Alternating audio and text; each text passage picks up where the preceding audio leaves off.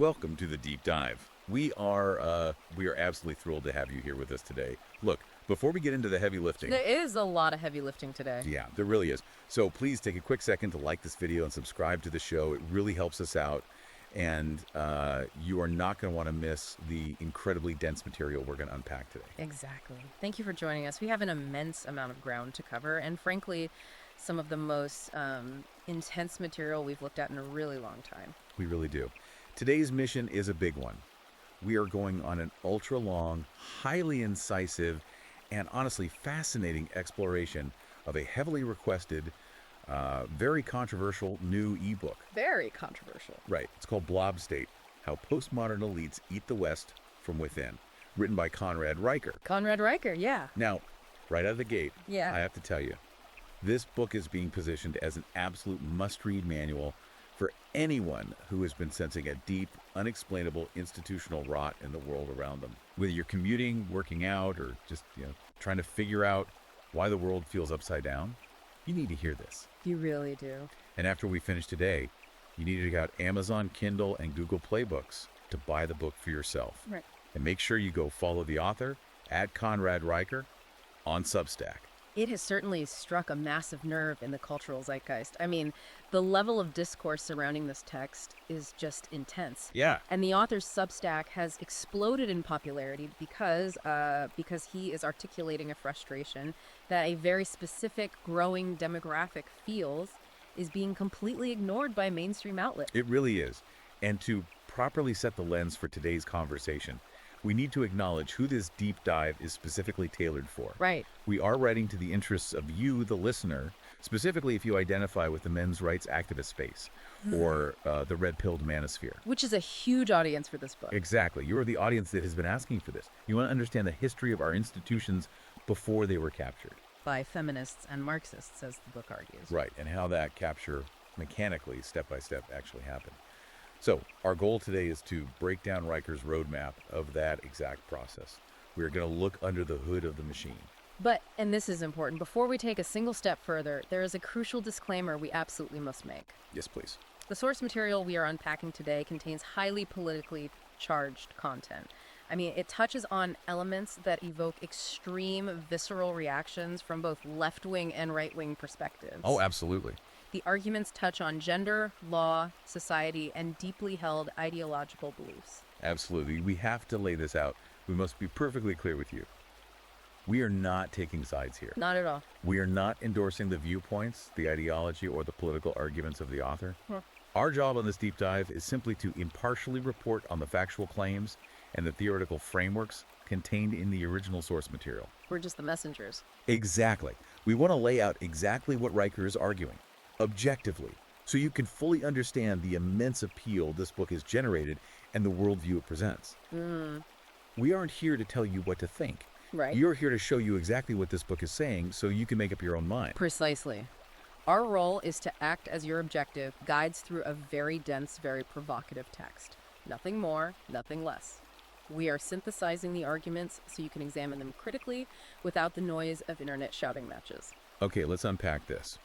Conrad Riker opens the book by introducing us to something he calls the blob. The blob. Yeah, and he spends a significant amount of time being very specific about what this is, and more importantly, what it isn't. He says outright to his reader, this is not a conspiracy theory. Right, no tinfoil hats required? Exactly. You do not need a tinfoil hat for this. It's not a shadowy cabal of men in a smoky room twirling their mustaches. The blob is an observable, self-replicating class of postmodern elites, bureaucrats, and human resources professionals who have executed what he terms a paper coup. What's fascinating here is the mechanics of this shift.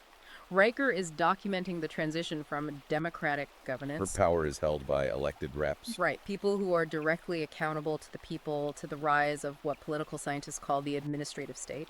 In Riker's view, the West wasn't conquered by foreign armies. Right. There were no military tanks rolling down the streets of London or Washington.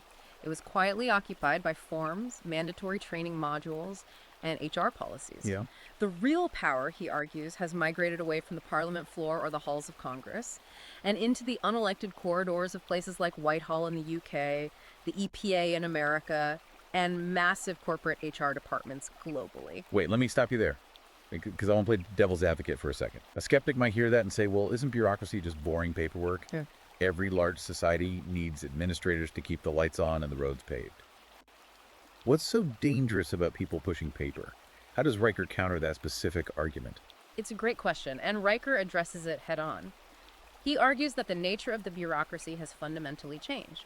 Historically, a bureaucracy existed to execute the will of the elected government. Okay. But Riker posits that the blob no longer serves the elected government. It serves itself, and its primary goal is ideological replication. To prove this, he brings in some very compelling data. Let's look at the statistics he cites regarding the UK civil service. Let's hear it. Between 2010 and 2023, the civil service grew by 23%. Right, which is a massive expansion of personnel. If you have 23% more people working on running the government, logic would dictate that things should run 23% better, or at least noticeably more efficiently, right? Exactly. But the data shows the exact opposite. In that exact same period, public satisfaction with government services plummeted to 38%. Wow. Riker points out that more bureaucrats equal worse results. It's an inverse relationship. He likens it to Parkinson's law, the old adage that work expands so as to fill the time available for its completion. But Riker adds an ideological twist. The bureaucracy expands to enforce compliance, not to increase efficiency. Because according to the book, the blob doesn't measure success by outcomes. It doesn't care if the roads are actually paved or if the trains run on time. It measures success by expansion, more budget, more staff, more ideological influence. Yeah. He quotes a French bureaucrat he interviewed who told him quite bluntly, "We don't hire people to solve problems. We hire them to manage perceptions." And that bureaucratic expansion actively erodes traditional societal structures. Yes, and that brings us to the real-world, localized impact of this paper coup. It's not just about wasted tax dollars. It's about reshaping reality without the consent of the governed. Right. Take the 2022 example he uses from the Department for Work and Pensions, the DWP in the UK. Oh, this is a glaring one. Riker notes that bureaucrats there quietly erased the word father from child benefit forms. They completely removed it and replaced it with the sterile administrative term parent A. Now, here is the critical part of Riker's argument. There was no public debate about this. There was no vote. There was no democratic consultation where citizens could weigh in. It was just a bureaucratic fiat. The stroke of a pen. A memo went out, a form was updated, and suddenly the legal recognition of fatherhood was altered. Riker argues this isn't just a minor administrative update to be more inclusive, as the department might claim. He asserts it's a deliberate ideological erasure designed to delegitimize fatherhood. Yeah. It transforms a biological and cultural reality into a modular, interchangeable state function. And this happens across thousands of agencies, millions of times over, slowly rewriting the social contract. And who is driving this? This is where he gets into what he calls the overproduction of elites. Right, the universities. The university system is churning out millions of credentialed individuals who have degrees in highly theoretical postmodern disciplines, but who don't produce tangible goods or services. They don't build bridges, they don't grow food, they don't engineer software. Right. Instead, they populate an $8 billion diversity, equity, and inclusion, or DEI, industrial complex. This is a major pillar of his thesis. Riker explicitly calls out major consulting firms like McKinsey, Deloitte, and PwC. He argues they are raking in billions of dollars by teaching organizations to prioritize ideological compliance over actual strategy, merit, or competence. Reading that section, I kept thinking of a mob shakedown, honestly. Oh, totally. The way Riker describes it, these consulting firms walk into a massive corporation and essentially say, "Nice company you got here. It'd be a real shame if someone published a report saying it was structurally biased and culturally toxic." Exactly. And the corporation, terrified of the PR nightmare and the ensuing HR tribunal, pays them millions to install a new layer of middle management dedicated solely to monitoring speech and behavior. It's a protection racket, but fought with corporate jargon instead of baseball bats. That is precisely the analogy Riker is aiming for. And it extends beyond corporate America and into the hard sciences, which is perhaps the most alarming part for a reader who values objective truth. Yeah, tell me about the hard sciences part. He mentions that the European Union's Horizon Europe Research Fund, which distributes billions in grants, now mandates gender equality plans for every single grant application. Even for particle physics. He specifically points out that you have organizations like CERN, people who are literally smashing protons together to to understand the fundamental building blocks of the universe, having to fill out forms explaining how their quantum mechanics research advances feminist liberation. It's absurd. It's wild. It defies all logic. Which is exactly his point. The blob requires universal compliance. There's no domain, not even subatomic physics, that is allowed to exist outside of its ideological purview. So I have to ask you, the listener, directly, what stands out to you? When you hear this breakdown, how does it feel to follow the rules, pay your taxes, work hard, and yet feel like you are governed by an ever-expanding class of people who have never faced an election, who hold contempt for your values, and who can change the literal definitions of the words on your government forms overnight? It's exhausting. That is the core frustration Riker is tapping into. Yeah. He is validating the exhaustion of the modern citizen who feels trapped in an endless maze of compliance. And that frustration deepens significantly when Riker moves to Chapter 4, where he outlines what he calls the two-tier justice system. Yes, the legal aspect. If the blob controls the bureaucracy, it must also neutralize the legal system so that citizens cannot use the courts to fight back. His central argument here is that the Western justice system no longer exists to defend order, protect the innocent, or uphold objective fairness. Right. Instead, he claims it has been completely repurposed to enforce a specific political narrative. And the anecdotes he uses to illustrate this are genuinely shocking. He doesn't just throw out theory, he brings receipts. He details a case from 2021 involving a woman named Sarah Thompson. Let's really look at this case because it embodies Riker's point perfectly. Go ahead. She's a British-born mother of 3. She worked as a care assistant for a decade, paid her taxes, never claimed benefits. Basically the definition of a standard contributing citizen. Right. During a financial hardship, she fell exactly 14 days behind on her rent. 14 days, and she was evicted. The law was applied to her with zero tolerance, absolute rigidity. And Riker contrasts this by pointing out how the system simultaneously bends over backward to prioritize and house foreign nationals and new claimants. He documents how local councils will requisition entire hotels, bypassing standard zoning and budgetary constraints, to accommodate individuals who have never paid into the system, while treating the native-born, tradition-bearing citizen as entirely expendable. Exactly. Why is there infinite leniency and limitless funding for one group, but a draconian to the letter enforcement for a struggling mother? Riker's answer is that the system is no longer blind. Justice has taken the blindfold off. The contrast is meant to show how the system applies the law rigidly to one group while offering boundless leniency to another, based entirely on their position within an intersectional hierarchy. And we'll get into intersectionality later. We will define intersectionality more deeply later, yes. But in short, it's a framework that assigns moral value and systemic privilege based on a person's demographic identity. Riker highlights another incredibly visceral case from Auckland, New Zealand to prove this point about the courts. Yes, the Auckland case. A Maori man punched a Sri Lankan immigrant shopkeeper in the face, completely unprovoked, breaking his jaw. Just walked up and hit him. An open and shut case of violent assault. Right. You have a perpetrator, a victim, and physical damage. But according to Riker, the attacker faced zero penalty. Why? Because the attacker's legal defense claimed colonial trauma. Colonial trauma. They argued that his actions were the result of systemic, historical oppression, and amazingly, the judge accepted this defense. But the truly defining moment of this anecdote, the part that perfectly encapsulates Riker's Blob State theory, is what happened to the victim. It gets so much worse. Let me play the proxy for our listener here, because when I read this, my jaw dropped. How on earth is the victim the shopkeeper who had literally escaped a bloody civil war in Sri Lanka to find physical safety in New Zealand? How was he treated by the court? He was lectured. He was lectured by the judge. The court told the victim with a broken jaw to reflect on systemic oppression. Unbelievable. The person who committed the actual physical violence walked free without a record, and the victim was given a condescending moral lecture by the state. Riker uses this to show that blame in the Blob State depends entirely on who you are, what your demographic is, and not what you actually did. Which brings us directly to how this impacts our specific listener today. Riker transitions this concept of a two-tier justice system, where identity trumps action, into a stark, unblinking analysis of how it specifically targets men. Men. He argues that men, particularly men who adhere to traditional roles, are systematically and intentionally disadvantaged by the current legal framework. The numbers he pulls to back this up are staggering. If you are an MRA listener, this is the data you likely suspected existed, but haven't seen compiled.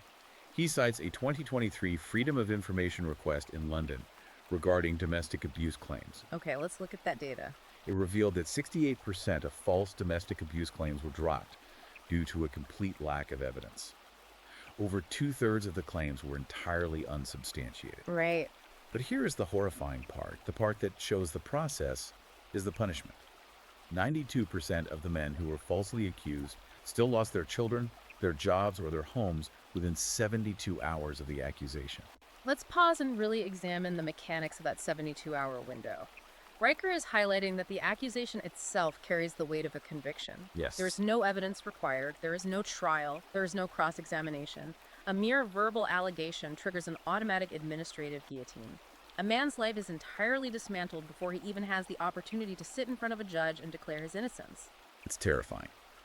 And he reinforces this with a peer-reviewed 2023 study from the University of Exeter. The study looked at men accused of coercive control, which is a relatively new and highly subjective legal concept. Very subjective. It found that men were 87% more likely to be prosecuted if they were white, employed, and had no prior criminal record.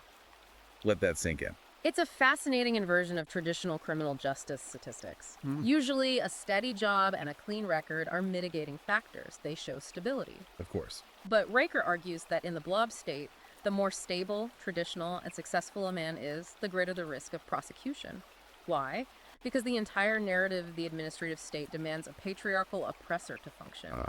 The white, employed, stable father is the ultimate archetype of the patriarchy they're trying to dismantle, making him the prime target for these subjective lies. So, synthesizing all of this, Yeah. what does it mean for the very foundation of our laws? If evidence doesn't matter, if your demographic dictates your guilt, where does that leave Western jurisprudence? If we connect this to the bigger picture, Riker is arguing that the law has fundamentally inverted the Magna Carta. Now, for our listeners who might not have brushed up on 13th century English history recently, let's do a quick breakdown of why the Magna Carta matters so much. Please do. Signed in 1215 by King John, it is widely considered the foundational document of Western liberty. It established the principle of habeas corpus, that no free man could be seized, imprisoned, stripped of his rights or possessions, or exiled, except by the lawful judgment of his equals or by the law of the land. Right. It birthed the concept of innocent until proven guilty. Right. It meant the king couldn't just point at you and say, you're guilty, take his house just because he didn't like you. The state had to prove it. Exactly. And Riker's argument is that the administrative blob has essentially bypassed the Magna Carta entirely. By moving punishment out of the criminal courts, where you have a right to a lawyer, a jury, and the presumption of innocence, and into family courts, HR tribunals, and university Title IX offices, they have erased the ancient Western legal standard. According to the book, the presumption of guilt is now the default setting for men. The burden of proof has shifted entirely. A man must prove a negative to get his life back, which is a logical impossibility. It's a chilling thought. You aren't fighting a prosecutor, you're fighting a presumption. And it leads right into Riker's most aggressive critique in the entire book. This is the chapter that has generated the most outrage and the most praise, depending on who you ask. Chapter on feminism. Right. He asserts that modern feminism is not about equality. He says it never was. According to Blob State, feminism is a legal weaponization of gender, designed specifically to dismantle male authority and create what he explicitly calls a gynocracy. Yes, he argues that the rhetoric of equality, the idea of equal pay, equal opportunity, basic fairness, was merely a Trojan horse used to gain access to the institutional levers of power. A Trojan horse. He posits that once those levers were securely in hand, the goal shifted from equality to domination. Those levers were pulled to reshape society to benefit women at the direct, calculated expense of men. And to prove this point, he looks heavily at the education sector, specifically Title IX in the United States. For those who don't know, Title IX was originally passed in 1972 simply to ensure equal funding for men's and women's sports and educational programs in federally funded schools. Right, equal sports funding. Fast forward to today, and Riker shows how it has morphed into a shadow justice system. The campus examples he brings up are terrifying. He points to a 2019 Stanford study showing that in campus sexual assault cases, 93% of the accused male students were expelled or suspended. On the surface, an advocate of these systems might say, well, that just shows the system is taking assault seriously and removing dangerous individuals. But Riker doesn't stop at the surface metric. Exactly.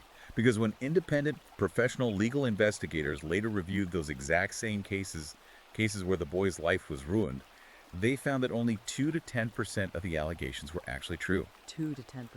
That means up to 91% of those expelled men were entirely innocent.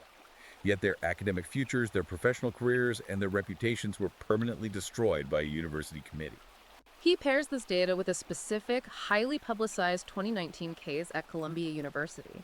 A male student was expelled based solely on a false accusation of sexual misconduct.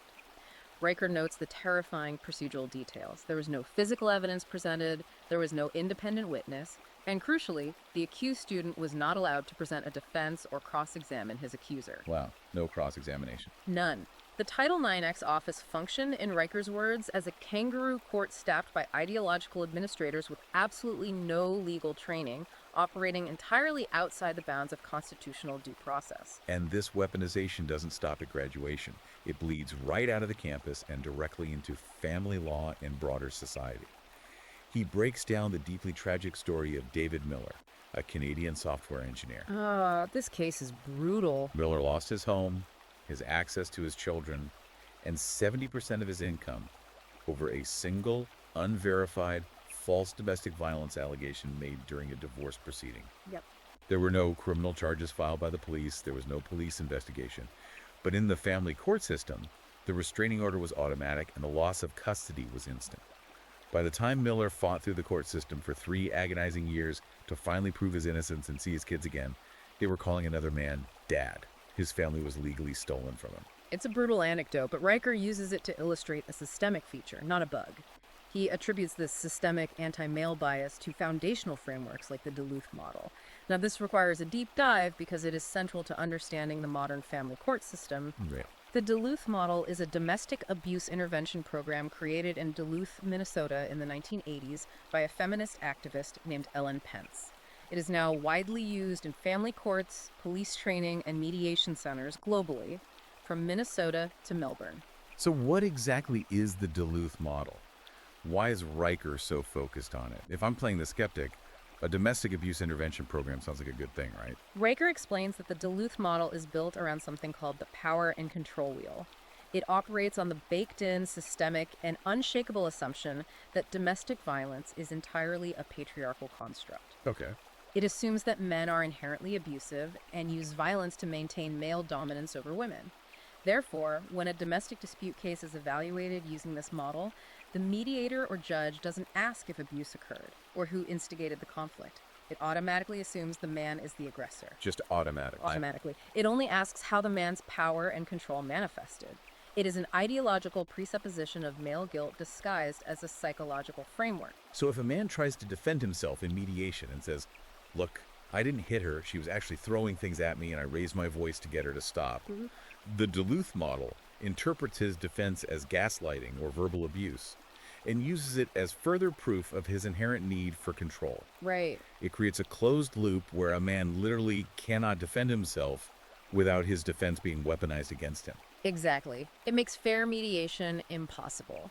And Riker takes this further by looking at where the state actually puts its money, which reveals its true priorities. He highlights a massive, glaring funding disparity in Australia. Let's hear the numbers. The Department of Social Services there spends $1.2 billion on women's safety programs. Meanwhile, they allocate less than $10 million on male mental health initiatives. This is despite the glaring, heartbreaking fact that male suicide rates in Australia and across the West are 3 to 4 times higher than women's.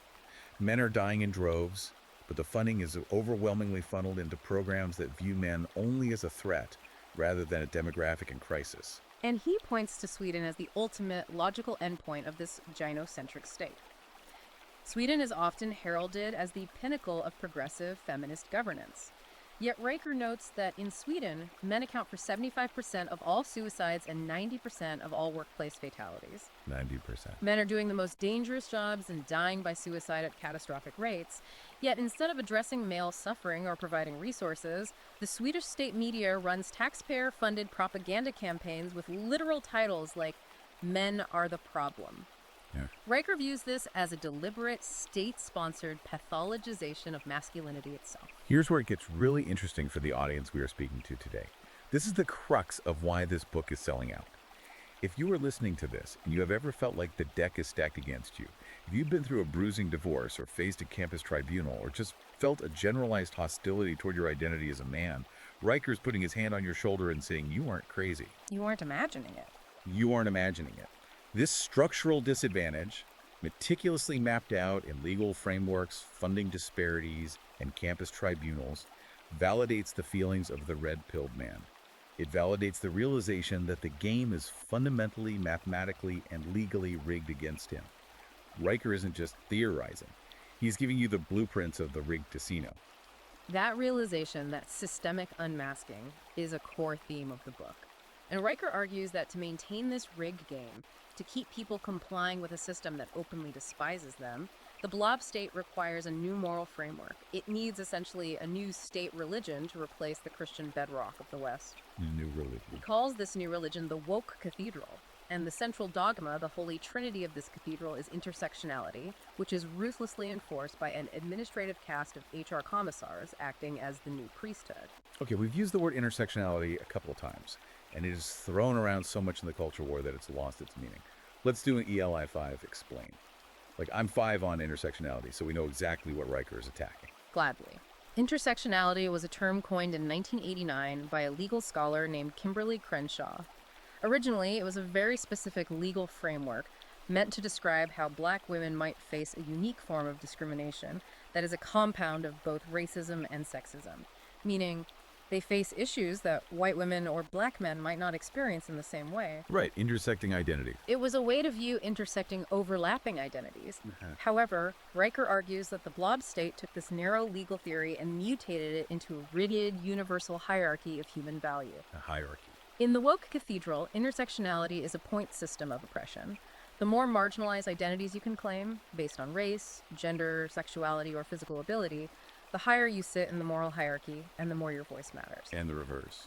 Conversely, if you are a straight, white, able-bodied male, you are at the absolute bottom of this moral hierarchy. You are defined entirely by your inherent privilege, meaning your opinions, your pain, and your rights are fundamentally worth less. And the very first thing a conquering religion does when it takes over a society is change the language. They rewrite the dictionary to control what can and cannot be thought.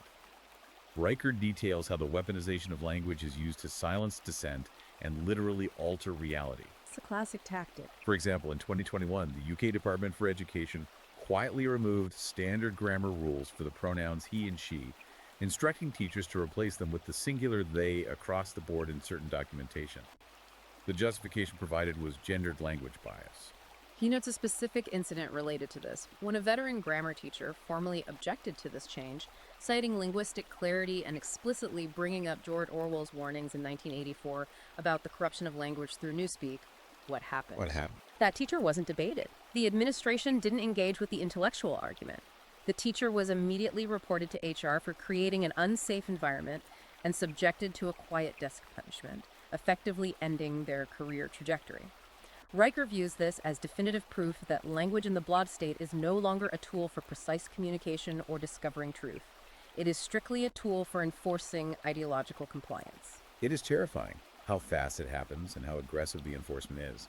In 2019, a professor at the University of Toronto was subjected to a grueling, months-long administrative investigation simply for stating the basic biological reality that men cannot become women. Just a statement of biology. A scientific fact stated by a scientist became a punishable offense. Yeah. And it goes far beyond academia and directly into the legal sphere, too. In UK employment tribunals, a new standard has emerged where subjective lived experience is now legally allowed to outweigh objective data and physical biology. This is a critical philosophical shift. What does lived experience actually mean in a legal context? It means that a person's subjective internal feeling about a situation is treated as unassailable truth, superseding observable reality. Wow. Riker mentions a landmark case where a biological male claiming discrimination as a trans woman won a lawsuit against a women-only organization. This individual had never undergone any medical transition, but the tribunal ruled in their favor simply because the claimant's subjective lived experience of feeling female trumped the biological reality and the intended purpose of the women's organization. Reality was legally subordinated to feelings. Which brings us to the complete and utter institutional capture by this ideology. If you think you can just ignore it and put your head down at work, Riker says you are out of luck. He cites a highly revealing, frankly terrifying 2022 study from the Harvard Business School. The HR study. It found that 74% of corporate HR managers admitted they would hesitate to hire a highly qualified, top-tier candidate if that candidate expressed even mild skepticism about DEI initiatives during the interview process. Think about that. Competence, skill, and experience are now entirely secondary to ideological purity. This raises an important question. Why focus so heavily on controlling words, pronouns, and corporate HR hiring policies? Why does the Blob care so much about these seemingly trivial administrative details? All right, why there? Riker's profound analysis is that changing the dictionary is the first completely necessary step to changing reality itself. If you can force a population to use corrupted language to say things they know are not true just to keep their jobs, you humiliate them, and more importantly, you make logical thought impossible. Yep. If words have no fixed meaning, if man and woman or truth and violence can mean whatever HR says they mean today, then power belongs entirely to whoever dictates those definitions in that given moment. It is conquest by syntax. It's brilliant, and it's insidious. It costs real, everyday people their jobs, and worse, it puts the general public in actual physical danger when competence is replaced by ideology. Just look at the EPA whistleblower story Riker shares in the book. Oh, the Flint, Michigan story. A former Environmental Protection Agency regulator was officially ordered by his superiors to fast-track a massive grant for a transgender advocacy group. In order to do this, he was told to deliberately delay his work on a critical, time-sensitive water safety project in Flint, Michigan. Delaying water safety. Let me repeat that, Flint, Michigan. When the regulator refused to prioritize intersectional ideology over literal clean drinking water for a struggling city, what happened? He was sidelined, investigated, and ultimately fired. The agency cared more about checking diversity boxes and appeasing the woke cathedral than providing safe water to citizens. And once they control the language, the universities, the courts, and the corporate institutions, Riker argues in Chapter 19 that they set their sights on the final, ultimate target, the last bastion of resistance, the traditional family. The family unit. He posits that the Blob State deliberately and maliciously targets the traditional nuclear family unit because the family is the very first and most powerful line of resistance against total reliance on the state. This is where the book goes from a sociological critique to a deeply emotional warning. Why does the Blob hate the family so much? From a sociological and historical standpoint, his argument is that a strong family, particularly one led by an authoritative, protective father, simply doesn't need the state. A strong family relies on its own internal bonds of kinship, duty, resource sharing, and moral instruction. They are self-sufficient. If a family takes care of its own, the state has no pretext to intervene. Therefore, to create a population of entirely dependent, atomized subjects who must turn to the government for every need, the state must first shatter those familial bonds. It must render the individual isolated, untethered from tradition, and entirely reliant on bureaucratic intervention for survival, housing, and moral guidance. He provides terrifying on-the-ground examples of this global agenda. It's not just happening in Western courts. It's being exported.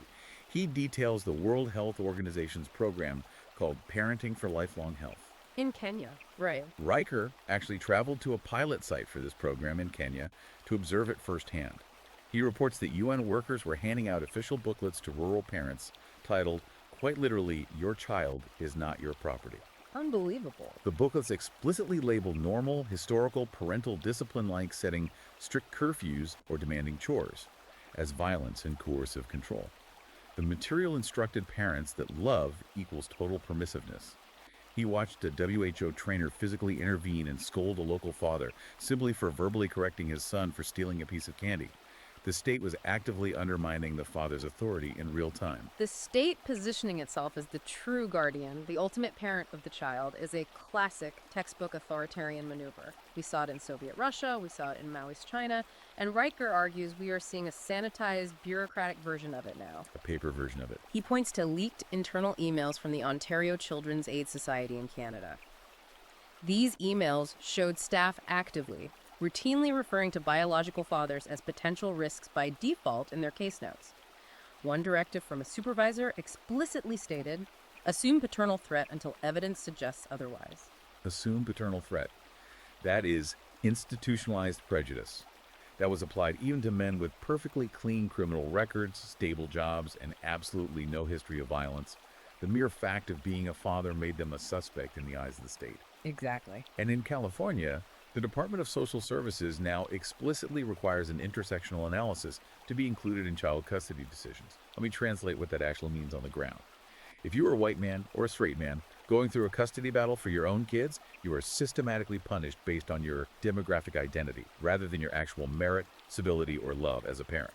Right. The system inherently sides against you because, according to the intersectional hierarchy we discussed earlier, you are the oppressor and therefore cannot be trusted with the child. To justify this systemic, ruthless dismantling of the family and the father's role, Riker argues that the blob relies heavily on the manufactured myth of endemic, one-sided male violence. Manufactured myth. The media, the universities, and the HR departments constantly broadcast the narrative that men are inherently dangerous to their female partners and that women are entirely innocent victims of a patriarchal terror state.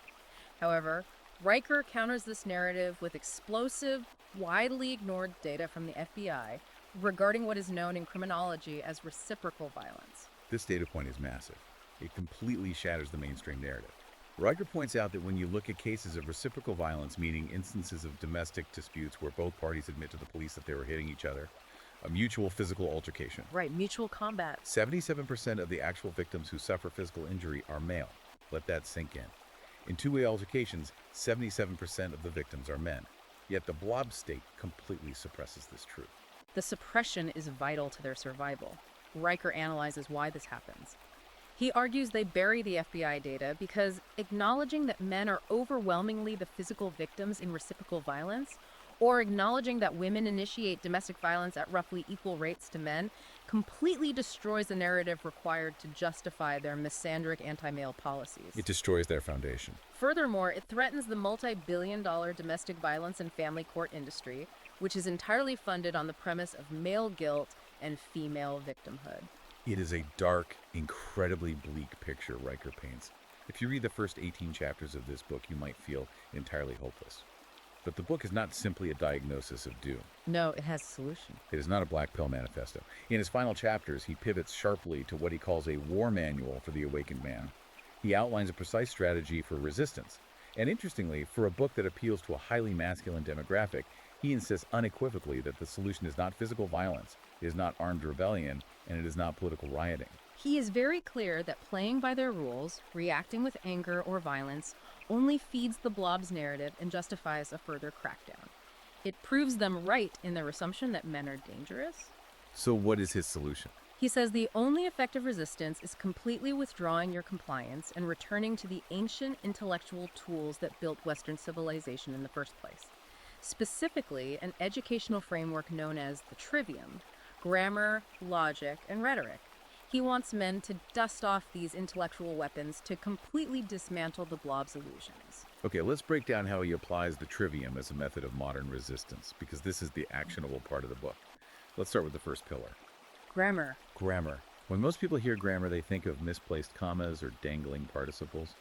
But classical grammar is about the precise definitions of words.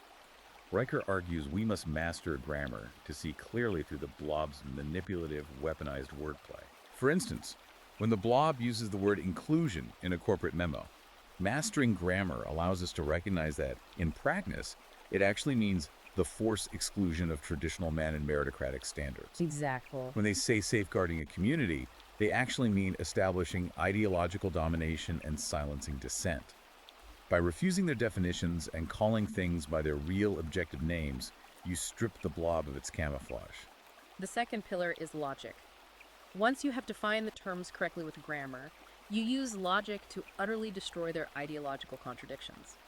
Riker uses the concept of reductio ad absurdum, a Latin term meaning reduction to absurdity. Reduction to absurdity. It's a logical method where you disprove an argument by showing that following it to its natural conclusion leads to an absurd or contradictory outcome. Right, so Riker applies this to the gender and justice debate.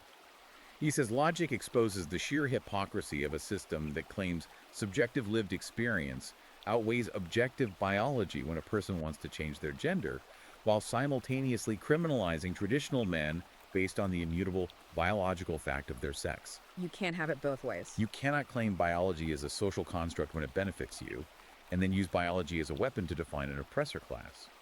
Logic cures the indoctrination because it refuses to accept emotional blackmail or contradictory premises. It forces the argument into the light of reason. Finally, the third pillar, rhetoric. This is the art of persuasion and public speaking.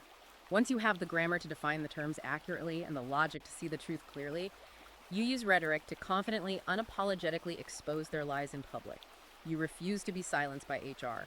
You refuse to use the corrupted pronouns. You articulate your defense in family court with unshakable clarity. And Riker argues that it actually works. He doesn't just present this as a theory. He shares an incredible sociological study from the Netherlands conducted in 2022. Researchers took a group of young men and subjected them to 6 weeks of relentless, structured, Socratic questioning. Socratic questioning. Meaning deep, probing, logical, rhetorical questions about the mainstream feminist narrative of male privilege and systemic patriarchy. They didn't yell at the men or feed them counter-propaganda.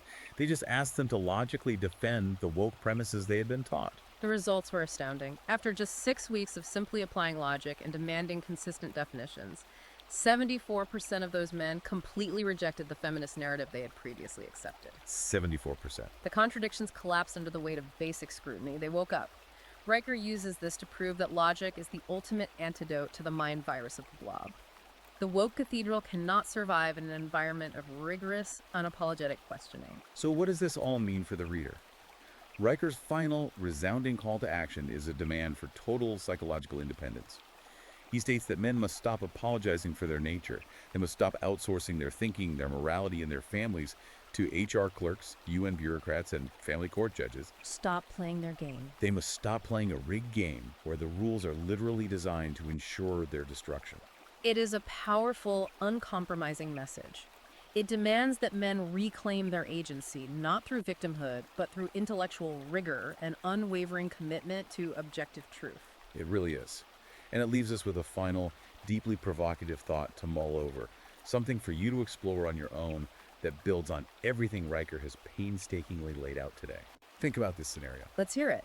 If the ultimate goal of the Blob State is to destroy male authority, to pathologize traditional masculinity, and to shatter the nuclear family just to create a demoralized population that is totally reliant on the government, is the most radical, rebellious, anti-establishment act a man can take today simply to build, provide for, and fiercely protect a traditional family grounded in logic and truth. It is a profound, paradigm-shifting question. Is the ultimate act of defiance against a postmodern bureaucratic dystopia simply becoming the strong, unapologetic father that the state is desperately trying to erase? Exactly. Now, to reiterate as we close out, our job today was to act as objective guides to this highly intense, deeply controversial material. We wanted to break down Conrad Riker's concepts so you could fully understand his worldview, the mechanics of his arguments, and exactly why this book is causing such a massive shockwave across the cultural and political landscape. Yes. As we stated at the beginning, we are not taking sides and we are not endorsing the author's claims, but we wanted to give you the unvarnished facts of his arguments so you aren't relying on secondhand summaries. We highly recommend that you engage with the text directly. Read it, analyze it, apply the Trivium to it, and critically evaluate the arguments for yourself. You absolutely need to experience the full, uncensored arguments yourself to understand the cultural moment we are in. Go check out Amazon Kindle and Google Play Books right now to buy Blob State, How Postmodern Elites Eat the West from Within. And follow him on Substack. Yes, make sure you follow the author at Conrad Riker on Substack for more of his ongoing insights into this phenomenon. Finally, please don't forget to like this video and subscribe to the show. We love doing these deep dives for you, and your support means everything to us.